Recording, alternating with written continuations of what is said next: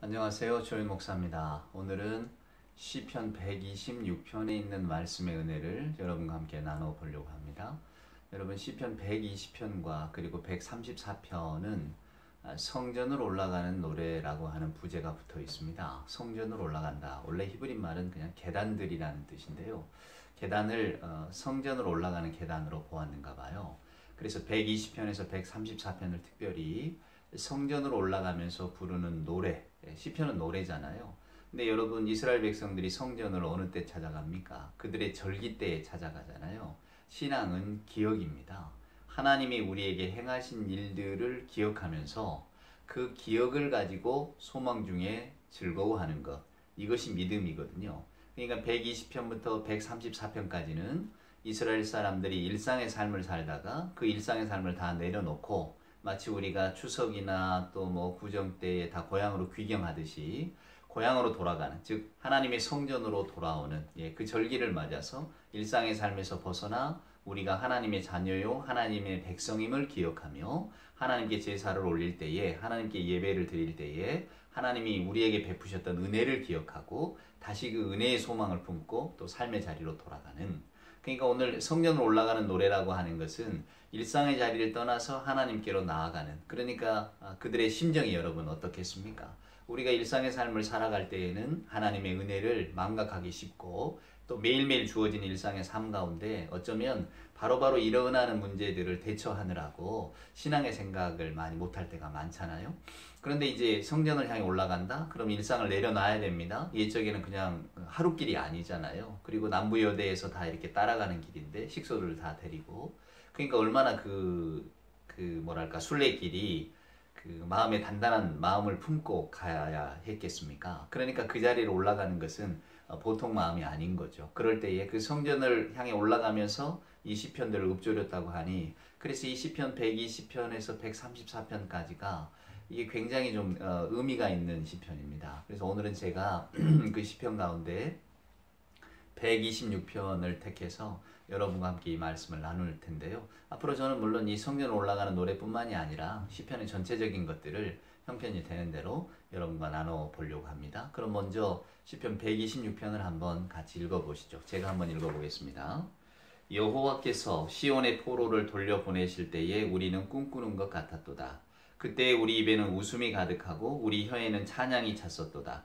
그때의 문 나라 가운데서 말하기를 여호와께서 그들을 위하여 큰 일을 행하셨다 하였도다. 여호와께서 우리를 위하여 큰 일을 행하셨으니 우리는 기쁘도다. 여호와여 우리의 포로를 남방 시내들같이 돌려보내소서. 눈물을 흘리며 씨를 뿌리는 자는 기쁨으로 거두리로다. 울며 씨를 뿌리러 나가는 자는 반드시 기쁨으로 그 곡식단을 가지고 돌아오리로다. 아멘. 여러분이 이 시편 126편을 읽으시면 어떤 생각이 먼저 떠오르십니까? 심령의 스키마라고 하는 자동사고죠. 이런 이야기를 읽으면 무엇이, 아마 찬송 좋아하시는 분들은 496장 새벽부터 우리 사랑함으로써 이 찬양 생각나시죠? 기쁨으로 단을 씨를 뿌린 곡식 차차 이거 열매 거둘 때에 기쁨으로 단을 거두리로다. 얼마나 소망 있고 희망찬 노래입니까? 아마 이 찬송을 생각하실 것 같고, 또 그림을 좋아하시는 분들은 제 뒤에도 고우의 그림, 사이프러스가 있는 길이라고 하는 고우의 그림이 걸려 있습니다만은, 이 반 고우라고 하는 이가 원래 목사를 소망했잖아요. 목사가 되기를 소망했다가 결국 화가의 길을 간, 올 인류에게는 축복이죠. 그리고 저는 개인적으로 이 고흐가 목사의 길을 걷지 않아도 충분히 그림으로서 목사의 길을 걸었다고 생각합니다. 고흐가 가장 많이 그린 그림 중에 하나가 씨 뿌리는 사람이거든요. 물론 밀레라고 하는, 만종으로 유명한 이 밀레라고 하는 이가 그린 씨 뿌리는 사람을 이렇게 모자하면서 따라하면서 계속해서 고흐는 그 그림을 그려냈는데요. 한 20작품 이상을 그려냈다고 해요. 그래서 저도 그 그림이 좋아서 언젠가 그 씨 뿌리는 사람이라고 하는 고우의 그림을 산 적이 있습니다만은, 그 고우의 그 마음 씨에는 아마 이 씨를 뿌리는 자, 그 예수님의 비유에도 나오지만 오늘 이 시편에도 나오는 울면서 씨를 뿌리는 자가 결국은 하나님의 소망을 갖고 있는 자가 아닌가, 아마 그런 생각. 하나님의 군사는 울면서 씨를 뿌리는 사람, 이제 새벽동이 틀 때에 아침 일찍 나가서 꿋꿋하게 씨를 뿌리듯 복음을 뿌리는 사람. 그래서 아마 고흐는 그 그림을 그렇게 좋아했고 또 많이 그려낸 게 아닌가, 그런 생각도 들어집니다. 근데 저는 이 시편을 읽을 때 문득 제일 먼저 생각나는 것이 중학교 1학년 때 말입니다. 네, 시문의 상록수를 알게 되었습니다. 분하로드 운동이라고 그래서 러시아에서 이렇게 가져온 운동이었는데 지식인들이 왜 농촌으로 내려가서 계몽운동 하는 것 있잖아요. 그래서 중학교 1학년 때 제가 그 상록수라고 하는 시문 선생의 소설을 읽었는데 어찌나 그때 그 감동이 컸던지 주인공인 뭐 최영신, 네, 아 뭐 그냥 너무 사랑스러운 여인, 뭐 막 그런 소망도 품어보고 말입니다. 근데 나중에 시문 선생이 좋다 보니까 그분의 이제 시도 읽게 되었는데 그날이 오면 아 절창이더라고요. 그날이 오면 예 삼각산이 일어나 두둥실 춤이라도 추고 한강물이 뒤집혀 용솟음칠 그날이 오기만 한다면 나는 밤하늘을 나르는 까마귀와 같이 종로의 인경을 머리로 들이받아서 기쁨을 누리겠다는 거 아닙니까? 머리가 깨져 두개골이 깨져서 죽는다 해도 기뻐서 죽는데 그게 뭐가 내가 서러울 게 있겠느냐고. 조국 광복을 희망하는 그 사람의 청년의 마음, 우리들의 모두의 마음을 담아서 동아일보에 발표한 시였거든요. 그래서 저는 그 시를 읽을 때 정말 마음이 뜨거워지고 너무 좋았거든요. 근데 오늘 우리가 읽은 이 126편은 실은 그 기쁨에 대한 이야기를 하고 있는 겁니다. 여러분 한번 1절에 보시면 여호와께서 시온의 포로를 돌려보내실 때 우리가 꿈꾸는 것 같았다. 이때 이 시온의 포로라고 하는 것은 바벨론 포수를 이야기하거든요. 애굽 땅에 노예했던 사람들이 풀려났을 때 그 기쁨, 또 그 이후로 수백 년이 지나서 이스라엘이 바벨론의 포로로 끌려가잖아요. 그러다가 이제 하나님의 은총으로 풀려 나오게 되는데 그때의 기쁨을 노래하고 있는 겁니다. 중요한 것은 이겁니다. 애굽의 노예로 살던 때나 바벨론의 포로로 끌려갔을 때에 이스라엘 사람들의 짐작이나 소망 속에는 그들이 다시 고향 땅으로 돌아올 소망은 없었다는 겁니다. 그러니까 우리가 고향으로 돌아간다는 것은 있을 수 없는 일이야. 우리가 소망할 수 없는 일이야. 다 이렇게 절망 속에 살고 있을 때에 오늘 기적처럼 그런 일이 일어났다는 거예요. 그러니 그날이 와서 내가 밤하늘 나르는 까마귀와 같이 종로의 인경을 머리로 들이받아 올리더라도 나는 한도 슬픔도 눈물도 없다. 그렇게 죽는다 해도 나는 기쁩니다. 바로 그런 기쁨을 노래하는 거거든요. 그러니까 오늘 2절에 보시면 그때의 우리 입에는 웃음이 가득하고 우리 혀에는 찬양이 찼었도다. 그때의 문 나라 가운데 말하기를 여호와께서 그들을 위하여 큰 일을 행하셨다 하였도다. 이게 여러분 이스라엘의 신앙입니다. 우리의 어떤 그 능력이나 우리의 노력이나 이게 아니고 우리가 바벨론 포로에서 풀려 나올 수 있었던 것은 하나님의 은혜 덕분인데 주변의 모든 사람들이 그것을 알았다는 거예요. 저는 여기서 참 놀라운 어떤 신앙의 기쁨을 발견하는데 저와 여러분의 삶에도 이런 환란이 올 때가 있지 않겠습니까? 어려움이 있을 때에도. 근데 그 어려움을 극복하고 이길 때 사람들이 쟤는 성실하게 살아서 혹은 뭐 저 사람 능력이 있어서 이겨내 이런 게 아니고 참 하나님의 은혜로 저 사람의 인생이 회복되어졌구나.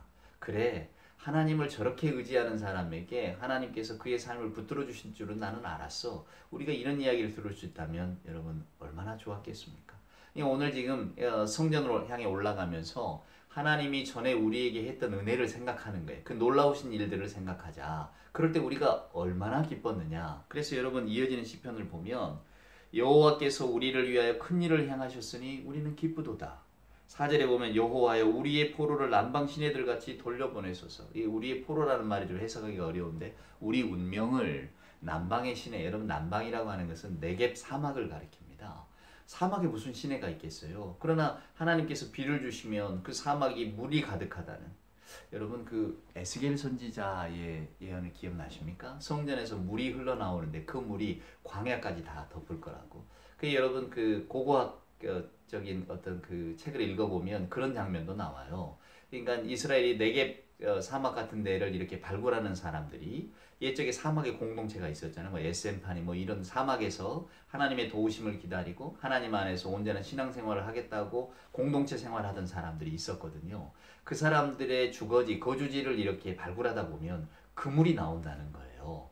이 그물이 뭐냐 도대체. 사막에서 그물이 여러분 무슨 소용이 있겠습니까? 그럴 때 이 에스겔 선지자의 예언이라든가 아니면 이스라엘 사람들의 신앙의 고백을 떠올린다는 겁니다. 그게 뭐냐면 하나님께서 큰 일을 행하시면 사막에 강이 흐를 것이다. 강이 흐르면 물고기가 있을 것 아닙니까? 그러면 물고기를 잡아야지요. 물고기를 잡으려면 필요한 게 그물 아니겠어요. 그러니까 사막 공동체도 그물을 가지고 있었다는 거예요. 사랑하는 여러분, 이게 얼마나 놀라운 신앙입니까? 사도 바울은 이런 말 합니다. 여러분 주 안에서 항상 기뻐하세요. 사도 바울 선생님이 전제로 단 게 있잖아요. 주 안에서. 우리의 삶은 항상 기쁠 수는 없는 삶입니다.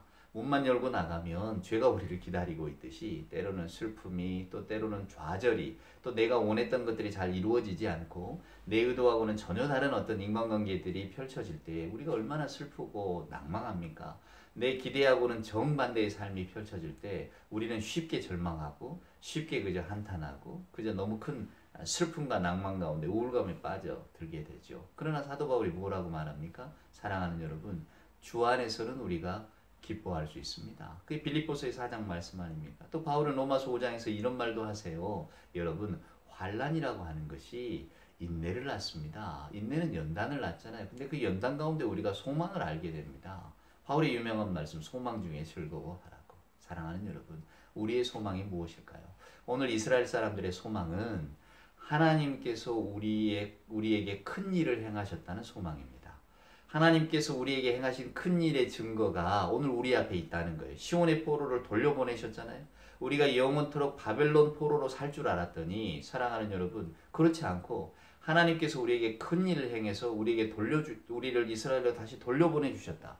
우리는 그 큰 일을 기억한다는 거예요. 그러니 마치 남방의 시내와 같이 그 남방 네겝 사막이 어디 물이 있겠습니까? 많은 하나님께서는 우리의 운명을 바꾸실 수 있는 분이라는 거예요. 그래서 우리가 그 기억, 그 믿음을 가지고 어쩌자는 겁니까? 오늘 5절, 6절을 보세요.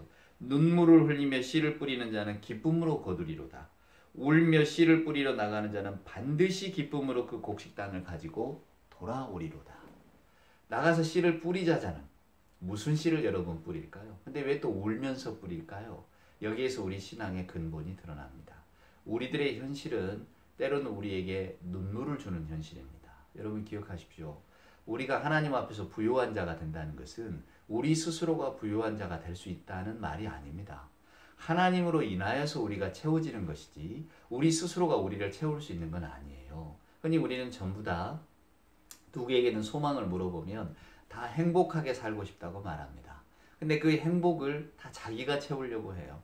그래서 여러분 행복은 채워지지가 않는 겁니다. 하나를 채우면 또 하나가 비워지고 하나가 얻어지면 하나가 결핍되고 그래서 인간은 영원히 그저 목마름 속에서 살 수밖에 없어요. 인간이 자기의 어떤 그 기쁨과 행복을 자기 스스로를 채우려고 노력하는 순간부터 인간은 절망을 맛보게 되고 슬픔을 맛보게 되는 겁니다. 우리가 가진 자원으로 우리를 풍족하게 채울 수가 없습니다. 그래서 여러분 종교의 근본, 믿음의 근본이 뭡니까? 여러분이 교회에 와서 혹은 신앙의 지도자들로부터 자주 듣는 말씀이 뭐예요? 비우라 그러잖아요. 비워야 채워진다고. 아니 그릇이 가득 차 있으면 채울 수가 없잖아요. 근데 교회 안에서도 자기의 욕망, 자기의 생각, 자기의 어떤 생활적인 판단들, 합리적 이성들을 가지고 이미 가득 차 있는 속에서 하나님의 은혜를 구하니 하나님의 은혜가 채워지겠습니까? 이미 내가 기도의 제목을 가득 안고 와서 하나님 앞에 이 기도의 제목만 몽땅 쏟아놓고 돌아가는데 그 기도가 무슨 힘이 있는 기도가 되겠습니까? 하나님 앞에서는 사랑하는 여러분 비우는 겁니다. 마더 테레사가 했던 유명한 말씀 있잖아요. 도대체 수녀님은 무엇을 위해 기도하십니까? 그럴 때에 마더 테레사의 대답, 저는 듣습니다. 이러잖아요. 비운 사람이 듣게 되는 것 아니겠어요? 그러니까 종교는 근본으로 비우는 겁니다. 우리가 뭔가를 채워가지고 하나님 앞에 나오는 게 아니에요. 그러니까 오늘 이 성경 말씀도 마찬가지입니다. 우리는 우리의 삶의 조건들을 보면 영원히 기쁠 수는 없는 사람들입니다. 점점 잃어버리고 노화나 노쇠가 그런 것들을 우리에게 주지 않습니까? 예전에는 자연스러웠던 일들이 지금은 조금 불편해지고 예전에는 그저 아무 생각 없이 행했던 일들도 이제는 아주 깊은 생각 가운데 해야만 되는 정말로 신중하게 해야만 되는 계단을 두세 개 훌쩍훌쩍 뛰어넘는 사람이 나이가 들면 그럴 수가 있나요? 그러니까 어쩌면 우리 인생은 이렇게 결핍을 향해 갑니다. 그런데 하나님께서 저나 여러분에게 주신 기쁨은 우리가 가지고 있는 결핍이 감히 상상할 수 없는 기쁨인 거예요. 마치 이스라엘 사람들이 바벨론 포로로 끌려갔을 때에 우리가 다시 돌아갈 수 있을까? 아니 우리는 못 돌아갈 거야. 그 절망 중에 그러나 하나님이 기쁨을 주셔서 돌아왔듯이 그래서 사랑하는 여러분 오늘 시편 기자도 우리가 성전을 올라갔다가 다시 이제 일상의 자리로 돌아갑니다. 일상의 자리에서 우리를 기다리는 것은 무엇일까요? 아마도 슬픔의 현장일 수도 있고 고통의 현장일 수도 있고 오래 참아야 되는 삶의 조건일 수도 있지요. 그러나 오늘 시편 기자가 뭐라고 말합니까? 자, 울면서 씨를 뿌립시다. 울면서 씨를 뿌리는 자만이 기쁨으로 그 단을 가지고 돌아올 수 있습니다. 근데 그 씨를 뿌리는 행위가 여러분 뭡니까? 하나님이 행하셨던 놀라운 일들을 기억하면서 우리가 씨를 뿌리자는 것 아니겠어요? 하나님께서 이 놀라운 일들을 행하실 거야.